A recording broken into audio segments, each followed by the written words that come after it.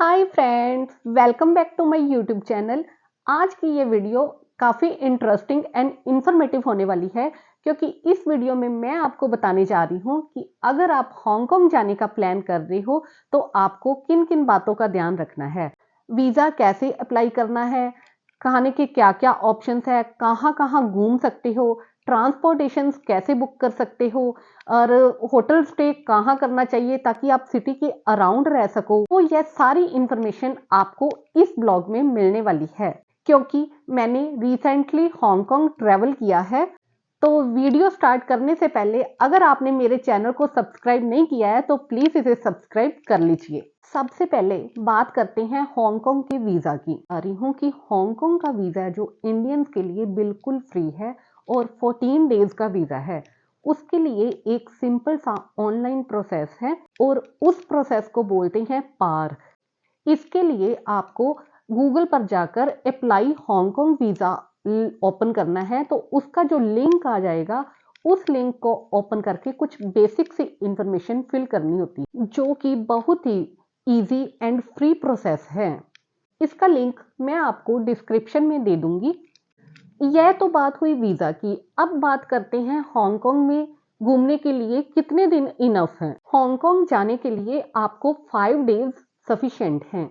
अब मैं बात करती हूँ कि हांगकांग जाओगे कैसे। ऑब्वियसली फ्लाइट पे ही जाएंगे, तो उसके लिए एक सिंपल सा तरीका है, स्काई स्कैनर और एमएमटी के थ्रू। तो मैंने जो अपनी फ्लाइट बुक की थी वो थी दिल्ली से हांगकांग की नॉन स्टॉप फ्लाइट थी जो मेरे को 20 के अराउंड ट्रिप पड़ी थी।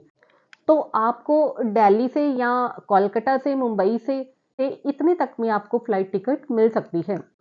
उसके बाद बात आती है ट्रैवल इंश्योरेंस की। यह हांगकांग में मैंडेटरी नहीं है, बट फिर भी अगर आप अपनी सेफ्टी के लिए इसको करवा सकते हो, जैसे इन केस आपका पासपोर्ट लॉस होता है या बैगेज लॉस होता है या कोई भी मिस हैपनिंग होती है, तो आप इंश्योरेंस करवा सकते हो। अब बात करते हैं हांगकांग में स्टे की, होटल स्टे की। तो हांगकांग दो पार्ट्स में डिवाइड हुआ है। एक है हांगकांग आइलैंड वाली साइड, जो कि काफी कॉस्टली है, और जिस साइड मैं रुकी थी वो है Hong Kong city, Shimsha Shuey. Shimsha Shuey में चंकी मैंशन नाम से एक कॉम्प्लेक्स बना हुआ है। यह एक मोस्ट हैपनिंग प्लेस है। यहाँ पे बहुत सारे होटल्स एंड गेस्ट हाउसेस बने हुए हैं। मैंने जो वहां पे होटल बुक किया जो कि मेरे को 300 हांगकांग डॉलर पर नाइट का मिला था। अब मैं आपको बताती हूँ कि हांगकांग में आपको कहाँ कहाँ घूमना है। जैसे मैं पहुंची थी 8 बजे, तो होटल में चेक इन करने के बाद मैंने कुछ देर रेस्ट किया और इवनिंग को मैं निकल गई विक्टोरिया हार्बर, कि मेरे होटल से 15 से 20 मिनट की वॉकिंग डिस्टेंस पर था। वह क्या है कि जैसे हार्बर है, जैसे मैं हूँ हांगकांग सिटी वाली साइड, बीच में हार्बर है और उस साइड आइलैंड वाली साइड है। तो अब क्या होता है, लाइट एंड साउंड का एक शो होता है जो आइलैंड वाली साइड्स की बिल्डिंग पे होता है। इसको आप बिल्कुल भी मिस मत करना, जो कि काफी इंटरेस्टिंग होता है। 15 से 20 मिनट का ये शो होता है। उसके बाद मैं चली गई टेम्पल स्ट्रीट नाइट मार्केट के नाम से एक मार्केट बनी हुई है, जिसमें वेज एंड नॉन वेज की काफी सारी ऑप्शंस। वेज के लिए तो लिमिटेड ऑप्शंस है, बट नॉन वेज के लिए तो ये हेवन है, haven. Octopus, fish, crabs, meet, everything. ऐसे लग रहा था कि जैसे आपको कोई भी एनिमल चाहिए तो वो आपको यहाँ पे मिल जाएगा।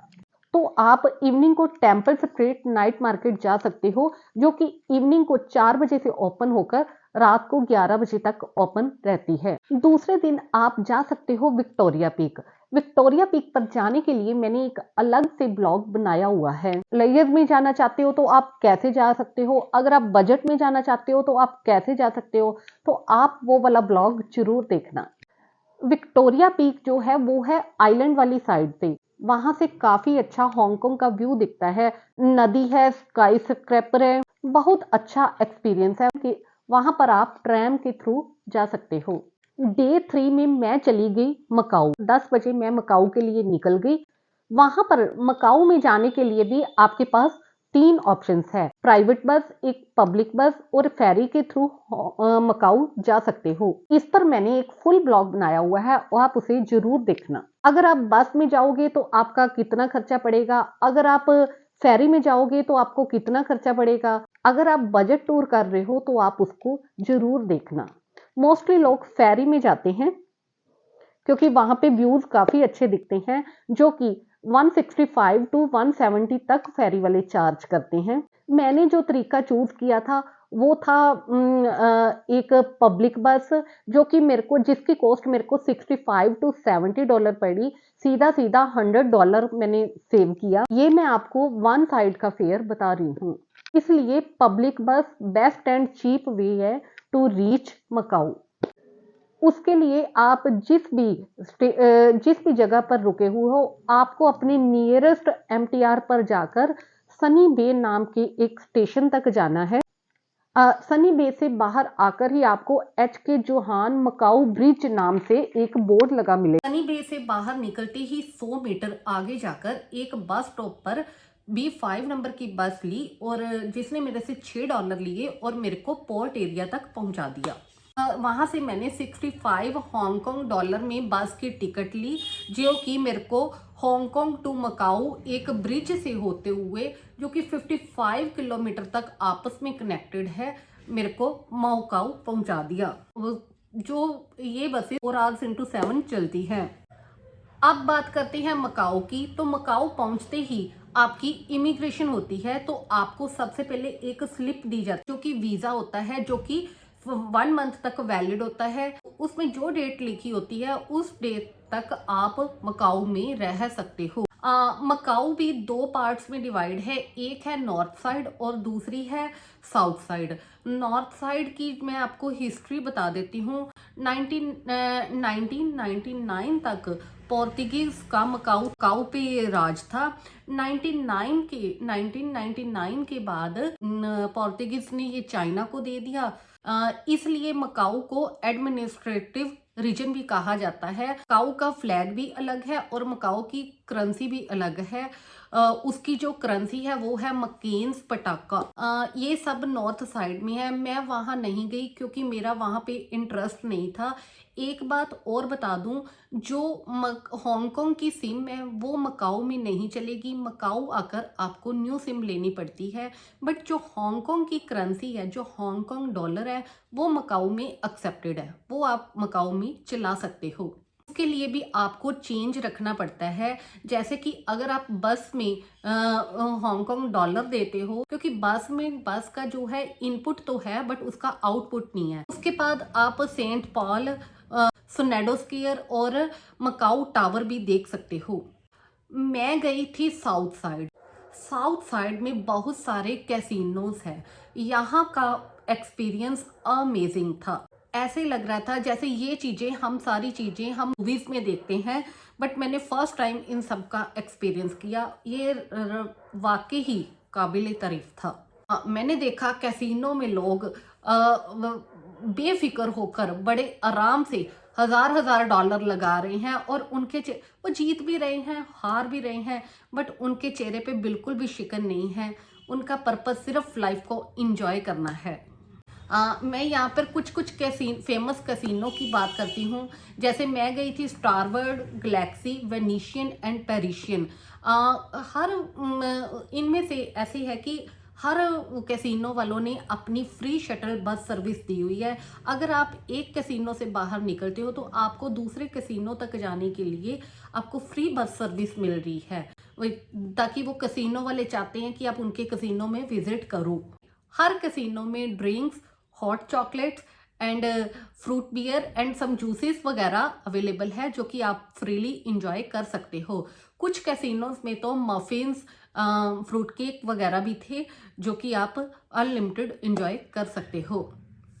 अगर आप मकाऊ आओ तो कैसीनो जाना बिल्कुल भी मिस मत करना। अगर आप यहाँ पर रहने के लिए काफ़ी सारे होटल्स भी बने हुए हैं, जो कि 10,000 से 15,000 तक से स्टार्ट है, तो आप इसको अगोडा और MMT से बुक कर सकते हो। एक बात और, मकाऊ आते हुए एक बात और भी ध्यान देने वाली है। उसे हांगकांग वापस जा रहे हो तो आपको जो पार वाला होता है उसकी आपको एक फिजिकली कॉपी अपने साथ रखनी है, क्योंकि इमिग्रेशन के टाइम जब आप मकाऊ से हांगकांग वापस जाते हो तो इमिग्रेशन के बाद वो लोग आपसे वो कॉपी जरूर मांगते हैं।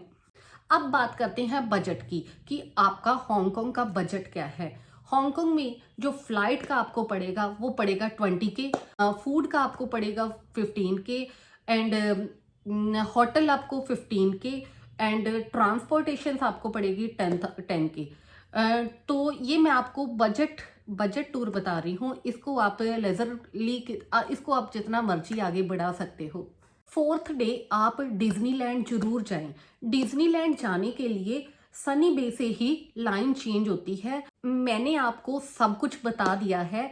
अगर फिर भी आपको कोई भी किसी भी टाइप की हांगकांग जाने के लिए कोई भी हेल्प चाहिए तो आप मेरे को DM कर सकते हैं, मैं आपको उसका रिप्लाई जरूर दूंगी। और अगर आपने अब तक मेरा चैनल सब्सक्राइब नहीं किया है तो आप प्लीज़ उसे सब्सक्राइब कर। Thank you.